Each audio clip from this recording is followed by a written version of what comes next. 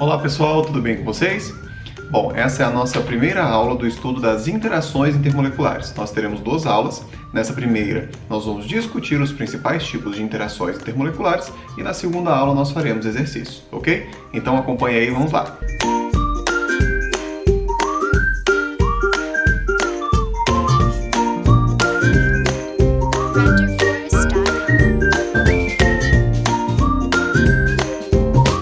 A definição. Interações intermoleculares são forças de atração que existem entre as moléculas. São responsáveis pela coesão entre moléculas de uma substância e influenciam propriedades como temperatura de fusão e ebulição, solubilidade, viscosidade, tensão superficial. Um termo importante aqui é o seguinte: elas são responsáveis pela coesão entre moléculas. Então, uma interação intermolecular é a força de atração que existe entre uma molécula e a molécula vizinha. Não é uma interação que ocorre dentro da mesma molécula. E o fato das moléculas estarem mais coesas ou não influencia, por exemplo, propriedades como a temperatura de fusão e a temperatura de ebulição. Se as moléculas estiverem muito coesas, a temperatura de ebulição da substância será alta, porque é necessário uma grande quantidade de energia para que as moléculas possam se separar. Uma outra propriedade que foi citada aqui foi a solubilidade. Nós veremos que substâncias que possuem polaridade semelhante, que possuem interações intermoleculares do mesmo tipo, tendem a ser solúveis entre si. Outra propriedade citada, a viscosidade.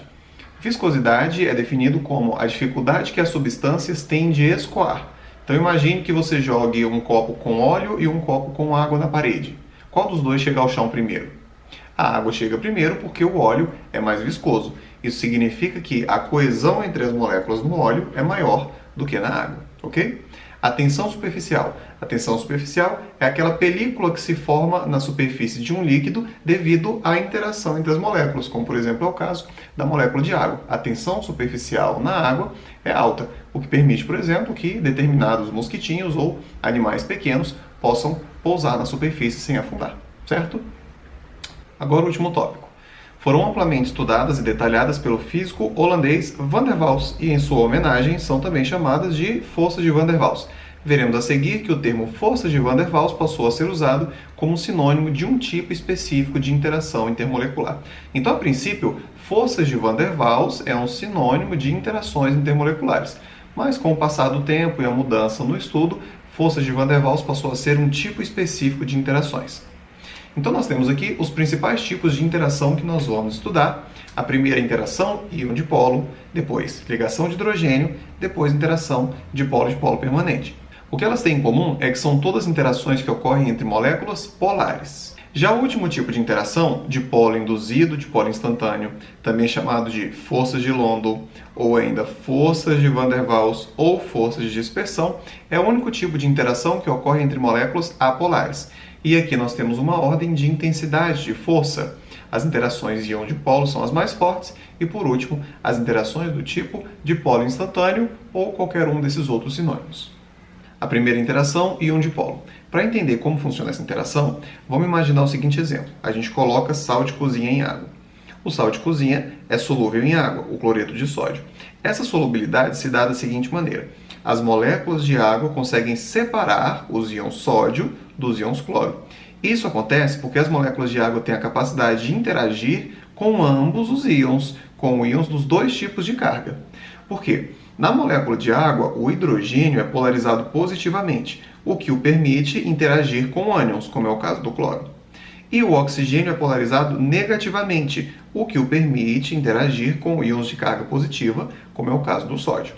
Então, essa atração que ocorre entre a molécula de água, que é uma molécula polar, e os íons, no caso o cloro, e o sódio, é chamada então de interação íon-dipolo. E ela é uma interação muito forte, ok? Esse fenômeno pelo qual a água consegue separar íons de carga oposta é o que chamamos de solvatação. Agora, as ligações de hidrogênio já foram chamadas anteriormente de pontes de hidrogênio, mas esse não é mais um termo adequado, ok? Bom, então, aonde é que ocorre ligação de hidrogênio? As ligações de hidrogênio tendem a acontecer em moléculas que possuem hidrogênio ligado a um dos três elementos mais eletronegativos, que são flúor, oxigênio e nitrogênio. O caso mais importante do estudo das ligações de hidrogênio é a molécula de água. Então, veja só, o oxigênio é mais eletronegativo, portanto, puxa os elétrons para si, ele é polarizado negativamente, enquanto o hidrogênio é polarizado positivamente. Logo, o hidrogênio de uma molécula de água tende a ser atraído pelo oxigênio da molécula de água vizinha. E essa atração que ocorre entre o hidrogênio de uma molécula e o oxigênio da outra é a chamada ligação de hidrogênio. Nós podemos ver aqui também outra ligação de hidrogênio, que é a atração entre o hidrogênio de uma molécula de água e o oxigênio da molécula vizinha. Outras moléculas que sofrem ligações de hidrogênio, além da água, a amônia, pois o hidrogênio está ligado ao N. O ácido fluorídrico, pois o hidrogênio está ligado ao flúor. E vários outros exemplos dentro dos compostos orgânicos. Bom, você já pode ter visto exercícios de biologia que falam na quantificação das ligações de hidrogênio entre as bases nitrogenadas. E aqui a gente consegue perceber isso, olha só. Entre a guanina e a citosina, nós podemos perceber 3 ligações de hidrogênio que ocorrem aqui nesses 3 pontos. Já entre a adenina e timina, são possíveis apenas 2 ligações de hidrogênio. Isso porque aqui nós temos apenas este hidrogênio ligado ao N, na adenina, e apenas este hidrogênio ligado ao N na timina.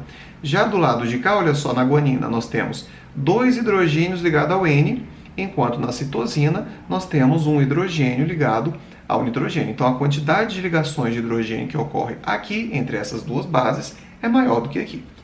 A próxima interação, dipolo-dipolo permanente. Bom, eu já queria adiantar que a ligação de hidrogênio é um tipo de interação dipolo permanente, só que a ligação de hidrogênio é mais forte, ok? Então vamos analisar aqui direto, olha só, a molécula do HCl. O hidrogênio é menos eletronegativo, fica polarizado positivamente, enquanto o cloro é mais eletronegativo, logo fica polarizado negativamente. Assim, o cloro de uma molécula atrai o hidrogênio da molécula vizinha. Essa atração é uma interação intermolecular chamada de dipolo-dipolo permanente. Perceba que é muito semelhante ao caso da água, onde o oxigênio polarizado negativamente atrai o hidrogênio da outra molécula polarizado positivamente. Então a diferença é apenas que a ligação de hidrogênio é mais forte, mas são interações da mesma natureza.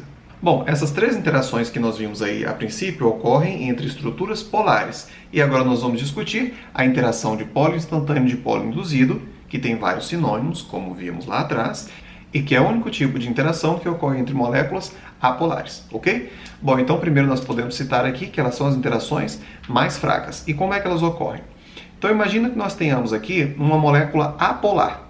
Se a molécula é apolar, significa que os elétrons estão distribuídos homogeneamente pela molécula. Eles estão distribuídos homogeneamente, mas não estão parados. Ou seja, eles estão se movimentando de lá para cá, porém homogeneamente. Se nós frisarmos um determinado instante, é possível que os elétrons estejam mais para um lado da molécula do que para o outro. Portanto, momentaneamente, instantaneamente, um lado da molécula estaria polarizado negativamente, já que os elétrons estariam distribuídos um pouco mais sobre essa parte da molécula. Então, nós teríamos uma parte da molécula polarizada negativamente e a outra polarizada positivamente. Isso aqui acontecendo de maneira instantânea, certo? Apenas durante um momento. Bom, como essa molécula aqui foi momentaneamente polarizada, ela induz a polarização de uma molécula vizinha, porque as cargas positivas que foram geradas aqui tendem a atrair as cargas negativas da molécula vizinha. E aqui nós teremos, então, uma atração. Essa atração é então chamada de dipolo instantâneo, porque essa molécula foi polarizada momentaneamente, instantaneamente, dipolo induzido, porque a polarização dela induziu a polarização da outra molécula. Quando essas 2 moléculas se afastarem, esses 2 dipolos irão desaparecer e a molécula volta a ser normalmente apolar, como ela já era. Ok, nós vamos ver agora a influência das interações intermoleculares na temperatura de fusão e ebulição, porque esse é um contexto muito importante em questões e também na prova do PAS, certo? Bom, gente, quanto mais fortes forem as interações intermoleculares, maior será a temperatura de ebulição de uma substância. Ou seja, se eu estou comparando 2 substâncias e uma delas faz ligações de hidrogênio e a outra faz apenas interações de polo induzido, é provável que a substância que faz ligações de hidrogênio tenha maiores temperaturas de fusão e ebulição, porque quanto mais fortes forem as interações, maior tende a ser a temperatura de ebulição, ok? E se nós estivermos analisando 2 substâncias que façam o mesmo tipo de interação intermolecular? Aí o critério que nós vamos analisar é o tamanho da molécula, é a sua massa molar. Então, para substâncias que façam o mesmo tipo de interação, a substância que tiver maior massa, que for maior, terá maiores temperaturas de fusão e ebulição. E isso nós vamos poder aplicar nos exercícios da próxima aula. Então, turma, a gente termina aqui a parte teórica das interações intermoleculares.